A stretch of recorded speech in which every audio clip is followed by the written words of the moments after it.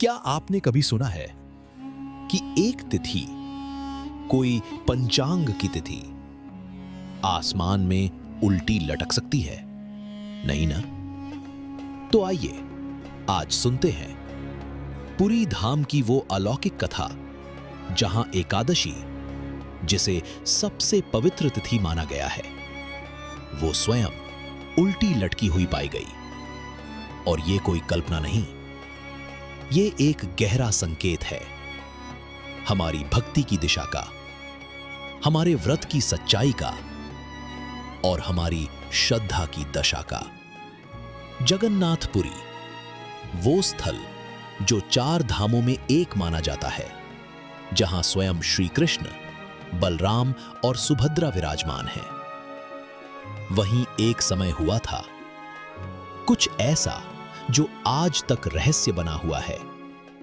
पुराणों में वर्णित है कि जब धर्म डगमगाने लगता है तो उसका प्रभाव केवल समाज पर नहीं, बल्कि तिथियों और काल चक्र पर भी पड़ता है।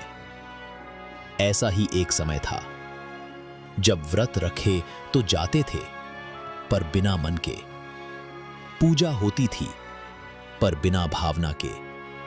उपवास निभाए जाते थे, पर केवल परंपरा के नाम पर।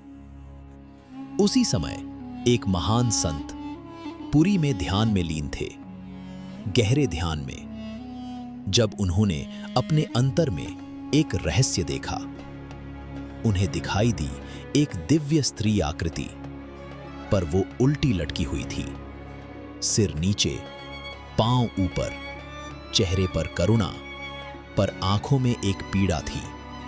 संत चौंक गए, पूछा, देवी, आप कौन हैं और इस अवस्था में क्यों? उस दिव्य आत्मा ने उत्तर दिया, मैं एकादशी हूं, वही तिथि जिसे श्री हरि विष्णु ने विशेष बनाया, वही दिन जिसे धर्म की सीढ़ी कहा गया। पर अब मुझे लोग केवल नियम समझने लगे हैं, श्रद्धा नहीं। लोग पेट से उपवास करते हैं, पर मन से नहीं। भजन करते हैं, पर भाव शून्य होकर। मंदिर तो आते हैं, पर आंखों में धूप कम और मोबाइल स्क्रीन ज्यादा जलती है। इसलिए मैंने अपनी अवस्था उल्टी कर ली है, क्योंकि जब भक्ति का मार्ग उल्टा हो जाता है तो उसका प्रतीक भी उल्टा हो जाता है। मैं लटक रही हूं, इसलिए नहीं कि कोई दोष मुझ में है, बल्कि इसलिए कि लोगों की श्रद्धा लटक गई है। संत की आंखों में आंसू आ गए। उन्होंने पूछा, मां, क्या कोई उपाय है? एकादशी देवी बोली, हां, उपाय है। मन को जोड़ो, श्रद्धा से जुड़ो और उपवास को सिर्फ शरीर की नहीं, आत्मा की तैयारी बनाओ। इसके बाद संत ने एक यज्ञ कराया। पुरी के सभी निवासी आमंत्रित किए गए और सबके सामने उन्होंने वही अनुभूति बताई। लोगों ने पहली बार ये जाना कि उपवास का अर्थ केवल अन्न का त्याग नहीं, बल्कि अहंकार, ईर्ष्या, क्रोध और लोभ का त्याग भी है। तभी से पुरी में कहा जाने लगा कि यहां एकादशी उल्टी लटकी है, क्योंकि यह स्मरण है हर उस भक्त के लिए जो व्रत करता है पर भाव से नहीं, हर उस मंदिर जाने वाले के लिए जो तो जाता है सिर झुकाकर पर मन झुकाकर नहीं। प्रिय श्रोताओं, ये कथा कोई मात्र परंपरा नहीं, ये हमारे भीतर झांकने का एक आईना है। क्या हम वास्तव में व्रत करते हैं या बस दिखावे में बहते हैं? क्या हम प्रभु से प्रेम करते हैं या बस डर से जुड़े हैं?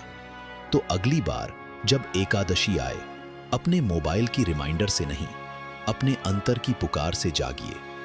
व्रत की शुरुआत पेट से नहीं, मन से कीजिए, क्योंकि जब श्रद्धा सच्ची हो तो कोई देवी उल्टी नहीं लटकती, बल्कि साक्षात ईश्वर हृदय में उतरते हैं। अगर इस कथा ने आपको कुछ सोचने पर मजबूर किया हो, तो कृपया इसे उन तक जरूर पहुंचाइए जो व्रत तो करते हैं पर शायद भावना से अभी दूर हैं, और कमेंट में लिखिए, मैं मन से उपवास करूंगा, श्रद्धा से जुड़ूंगा।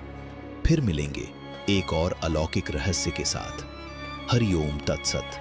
जय जगन्नाथ।